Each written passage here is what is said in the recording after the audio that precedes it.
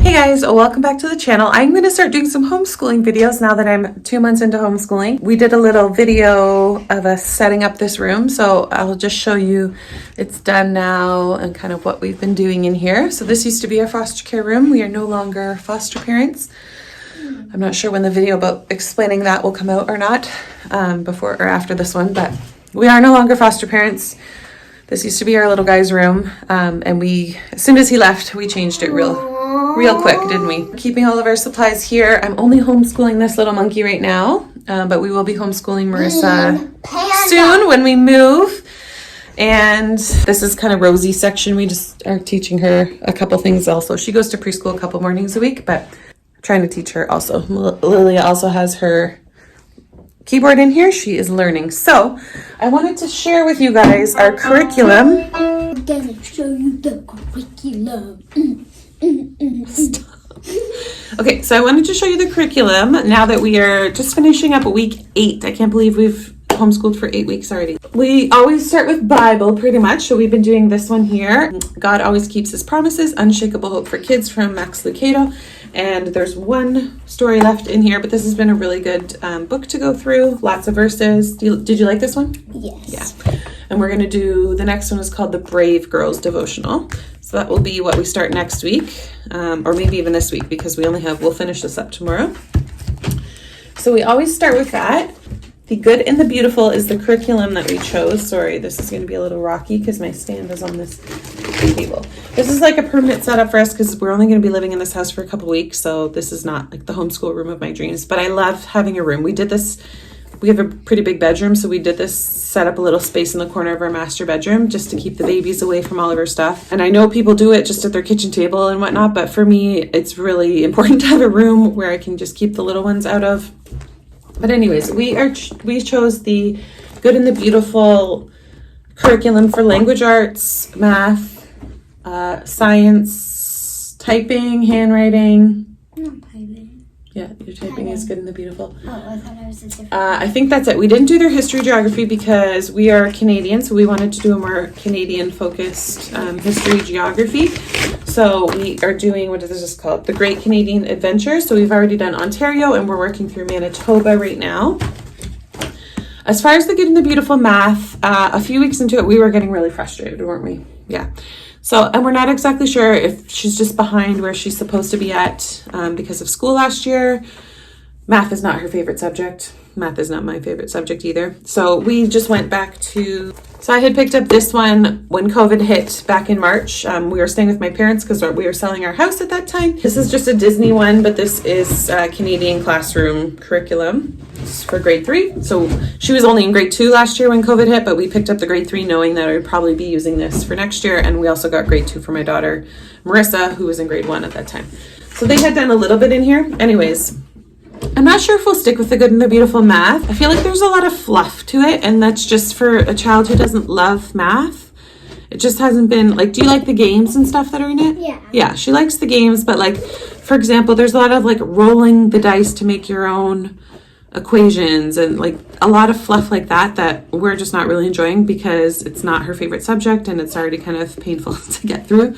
So we're not sure if it's the best for her. We're loving the language arts, but not the math. We're going to finish up the math in this by the end of this week, and we're going to switch back to the Good and the Beautiful and see how it goes. Not sure if I will repurchase that. Everything else, the Good and the Beautiful, I'm liking, but we also might just need more time, and maybe her like level just wasn't quite where it needed to be in order to like, It was like grade 2 for me. It was grade 3. One thing with the Good and the Beautiful I want to mention, in Canada, the shipping was really expensive. Can you go let Nix out?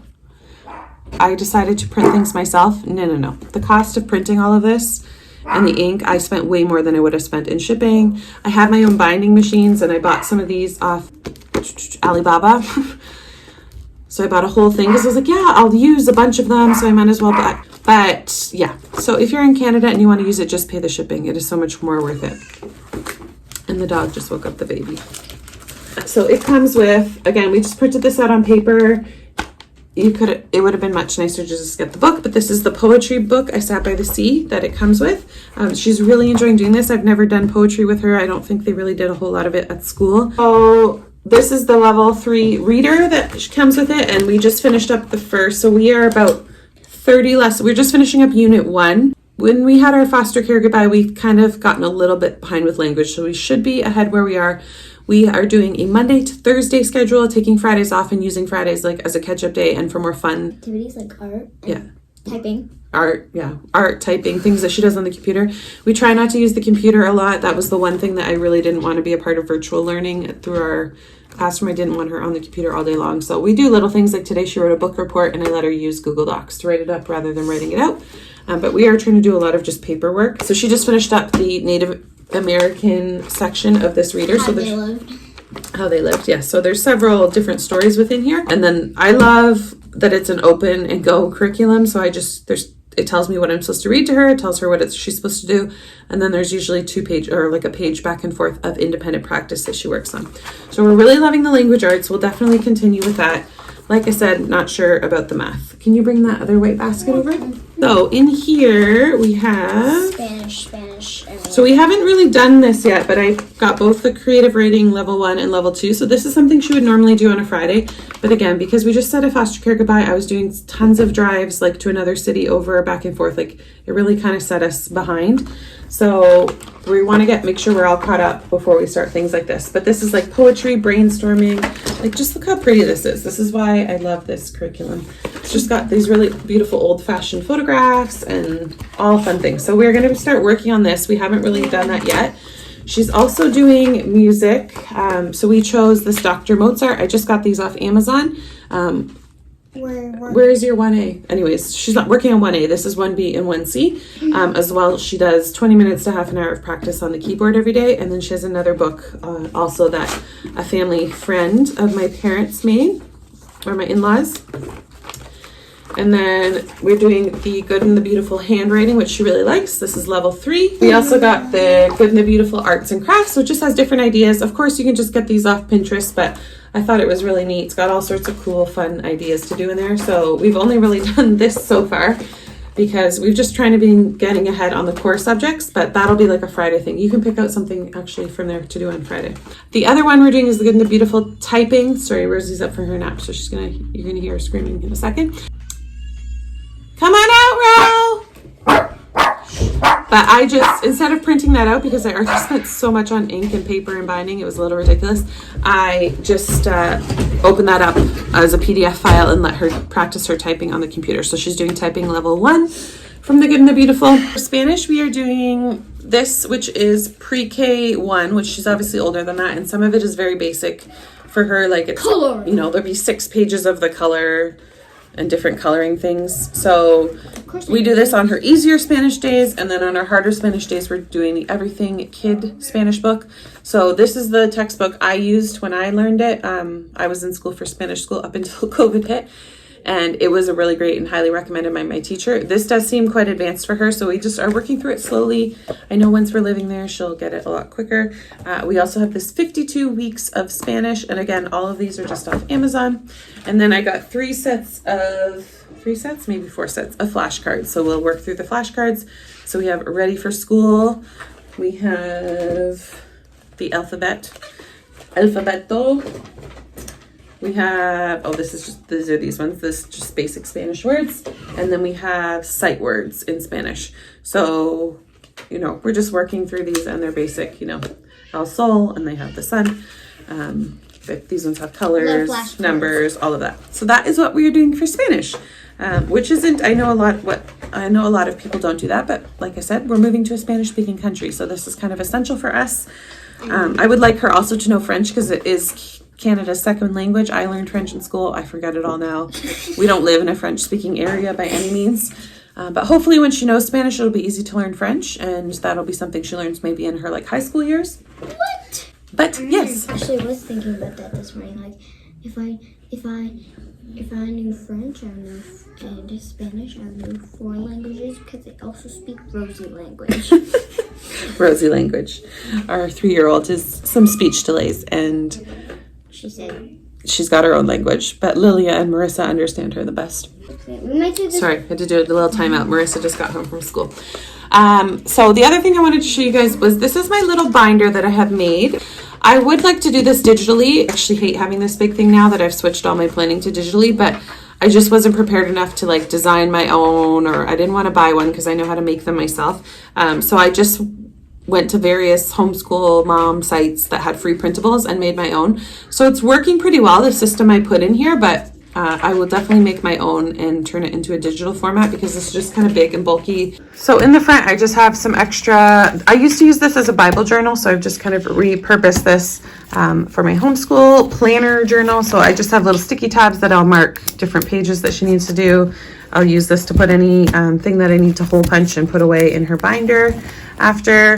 So I just printed off this calendar, numbered my weeks, marked off my weekends when we planned on taking vacation. We're sticking to a traditional school calendar because my other daughter is in school. So we stuck to that for this year, but I don't know what we'll do next year. So we are taking Fridays as a easy day, I would say. Next, we just have this themes page. I can't remember exactly where I got this, so I apologize, but it was off some sort of free homeschool printable site. So we just wrote out some different themes here, and then field trips that we want to do. So I'm not planning too far in advance, but I definitely want to do something. So we did geocaching the first month. We did apple orchard this month, and the next month I want to take a train to the aquarium because we're starting a marine biology unit. And in our geography, we learned all about trains and subways. So we're going to take the train down to Toronto, which is the big city near us, and they have a really big aquarium there. I'll have to figure out COVID rules, but that's my plan for November's field trip. But we want to do a fun thing each month. Again, I'm not planning too far in advance, kind of a month ahead. Then I just have some notes here. So what I did here was I actually made this in Notion. I use Notion to plan my life. Just this is how I planned out 200 lesson days, because every day, so there's 40 weeks total, so that means 5 days a week. There's 200 lesson days total. For Bible, we do that every single day, even on Fridays, so that's why we have 200 lesson days. So this is how I broke everything down. Again, I got this from ideas off other YouTube moms, kind of had to break it down beforehand. And then I wrote how many lessons were in each thing and then how many lesson days. So because we do language arts only 4 days a week, we have 160 lesson days and 120 lessons. So that way I know I have 40 days extra for sick days or vacation or whatever. We miss it one day. I know I have 40 extra days to get the whole curriculum done. So I'm not too concerned. The reading, her reader plus different novels, I didn't list out each one, but 200 because she's supposed to do reading every day. So for creative journal, I believe there's 20 in there. So that's why I have 20 lesson days here, 200 lesson days for morning journal. So she either writes in a scripture journal or she can journal whatever she wants, but that's to be done every morning. And then handwriting, the Good and the Beautiful level 1, we have 80 lesson days because she's only doing that twice a week and she does Spanish the other 2 days a week. So sometimes she's doing it more, but there's 80 lesson days because she's expected to do handwriting at least twice a week. Math, there's 62 lessons in the curriculum and 160 lesson days, which is why I knew it was easy to stop Good and the Beautiful and go back. You know, you have to go with what is working for your child. So we stopped and went back to the other curriculum just to kind of get her caught up and just have more worksheet focused things without all the fluff. But as you can see, it's only 62 lessons, so we have lots of time to get caught up with that. We'll be starting that again next week, which is week 9. So we did it for about 2 weeks, I think 3 weeks maybe, and the last 5 weeks we've been working on the other one. And then for art, you know, we have 20 lesson days as far as each Friday she gets to have like a big art project day. But we're also going to study an artist and their style of art. So we haven't started that yet, but as you can see, we have lots of time there. Geography and history, there's 42 lessons total, 80 lesson days, again, because we're only doing it 2 days a week. Geography, and then history, we're also doing 2 days a week. And then science, we do the other 2 days a week. And then history is just kind of weaved in. We're not following a curriculum, we're just reading books for that. She's only in grade 3. So we've been these are the 2 books. We actually have 3, but which one are you reading through now? What's it called? This one, Canadian History for Kids. So her dad's been doing that. He's a big history buff. Not my favorite subject. So he's been doing that more with her because he's also been off from work for the past, since we started homeschooling. And then science, we are doing the human body, marine biology, and energy. So these are the 3 units we picked. So there's 41 lessons and 80 lessons days. So clearly we have tons of time to put in extra supplemental things and whatnot. And then typing, 20 lessons because we do that mainly on Fridays. Good and the Beautiful level 1. And then Spanish, I didn't add that in here before I printed this out. So the days we don't do handwriting, we do a more focused Spanish, but we are moving to a Spanish speaking country. So we are trying to do Spanish every day. You didn't do Spanish today, did you? So we try to do Spanish every day, or at least 3 to 4 days a week. But 2 of those days are just more concentrated lessons, where other days will be more like coloring activities and fun things. And then music and gym. I told you already about music. Gym, you know, we've just been doing nature walks or different things. We'll start doing more yoga and things on YouTube because the weather here is starting to get cold, so we can't get outside as much. So we're making sure we'll plan into that. So this is when I was just planning kind of like 1, 2, 3, 4, you know, this is what I do on day 1 and 3, and this is what I do on day 2 and 4, and then 5 is more writing, nature, reading. It's just an easier day and a catch-up day, but we always do Bible. I always wanted to do a little bit of writing and reading, and then music, but the other things, typing, art, nature. So of course, art is weaved into some of the different subjects, but on Fridays, we like to do a bigger art project. So that is kind of the plan. We've been following it pretty closely. I have a little dashboard here with little sticky notes. So I printed out these for her and then these ones for me. So we haven't been super consistent at this. The first few weeks went really well, but then like I said, we had a big foster care move, so it wasn't super consistent. But this is everything that we're doing in a day. So I will just write it out so she knows what she's expected to do. I'll highlight things that are independent work she could get started on, say if I'm caught up helping Rosie with something or taking a phone call or having to do something on the computer for work quickly. But that way she knows exactly what is required of her. So I just made this one myself. I didn't print this off from anywhere. But for myself, I use these. So I just write what we're doing for each thing. Some things are self-explanatory. I don't write like read X amount of chapters or X amount of pages of the read aloud we're doing, for example. But this is more where I plan her language arts, her math, her science, her geography, what we're doing. And then I can just kind of tick off as I go. And then I have a little section here for supplies. This I did get from someone, but this said something else, objectives maybe before. I just changed it to supplies. So that way I know ahead of time if I need to get anything for supplies. So I've just been keeping these. So these were all September's here. And then I can just check off as I go. And then she has her own little planner here. But as you can see, it's empty for now. We didn't get anything done here and it needs to move to the Friday column to catch up. That's why I wanted a column down here as well. So I set this up so I have one obviously for every month of school that we're doing. And then I found these little trackers. This is an attendance tracker, so we don't have to track anything in Canada. I know some states you do, so as you can see, I haven't been great at tracking it. We haven't had any sick days or days we haven't completely done it. There's some days I haven't been able to, but like I said, my husband's been home, so he's just been taking over the days that I don't, and just getting them set up with a plan is really helpful. Yeah, I haven't been super consistent using these trackers. I need to go in and edit these and fill these out, but this just lets me know, like I know I'm on lesson 27. I didn't track any of this. Like I said, this is all new for me, but I do like this just so, you know, it keeps you on track. Especially with language, because I only have 40 extra days and I know we have missed a couple here and there. But yeah, so I printed out all these little trackers and I have one for each subject, and then at the bottom I just put, you know, how many lesson days are in the curriculum, so I know if I'm behind, if I need to double up or whatnot. So this is working okay, but like I said, I will definitely be switching to a digital planner, but I just wanted to get it out and, you know, put pen to paper and know what worked well. But this is just kind of big and bulky. Lilia just picked out a pumpkin craft for her creative arts project. And the last thing I forgot to mention is with the science. We are also doing the Good and the Beautiful for science. So we finished this, the human body unit, and we haven't started marine biology yet. We've been taking a little more time in history and skipping science a little bit lately because I need some prep time that I just haven't had lately. So I'm actually going to do this tonight because I want to reuse these again. I don't want her writing right in them. So I have to make photocopies. So I ended up getting a lot of these done at Staples because printing them myself with the ink was just so expensive. But there's all these like vocab words that I need to print and cut out that, you know, they go on the wall each week as you do each of the lessons. My favorite thing so far about the Good and the Beautiful is their science. I think their science units are amazing. So we really enjoyed the human body. Did you enjoy it? Yeah. Mm-hmm. So we're going to do marine biology next, and we've got lots of books. Like we got the Ultimate Oceanpedia. We've just been reading in there a little bit as to kind of get our minds ready before we jump into this. I am really excited to start this unit. I was going to hold off because my other daughter really likes the ocean and animals, and we're moving near the ocean soon. But Lilia really wanted to do that this year. So these are some of the other books we got.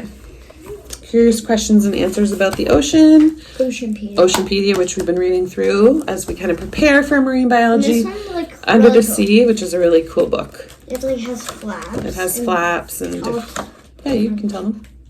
Flaps and different. It tells you about the animals. And we have another one, and it's Into the Wild. Yep. And then we have this. We haven't even opened this one yet. So I got all of these books. You can see I got them off Amazon. Ooh, cool. But this has all different like coloring. So cool. She loves art and is very into art. So I don't. sea urchins. Oh look, that's like symmetry. Symmetry. Yeah, complete these using urchins so they're symmetrical. So we were just learning symmetry in math. Yeah, so it's got all these cool. I didn't even know that this is exactly what this was. Oh, design your own treasure map. Oh, we're done school for today. But I want to do it today. Well, why don't you work on coloring one? Yeah.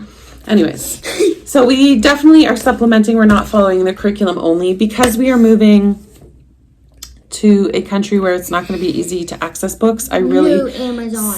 Yeah, no Amazon. We spent quite a bit of money this year getting some of these nicer, especially the curriculum.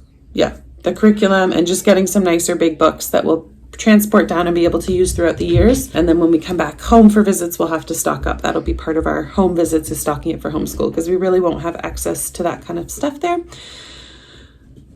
But yeah, that's where we're at. This is our first little homeschooling video. We'll probably do a day in the life homeschool with us. I was just gonna say in the life. Should we do that? Yeah. Yeah.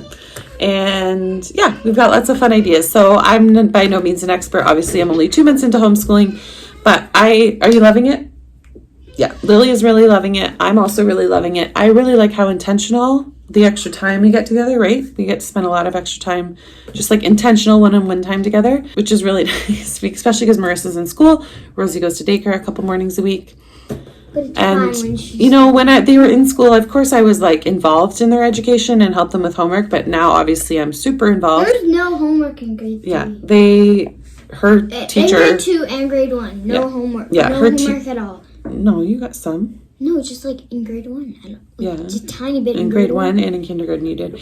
Her teacher in grade 2 gave her 0 homework at all. I mean, not grade. I just don't think she had a great educational year. She had a fun year last year up until COVID hit, but I do think she's behind in a couple of things. So I think she's already soared ahead as to what she's learned. She's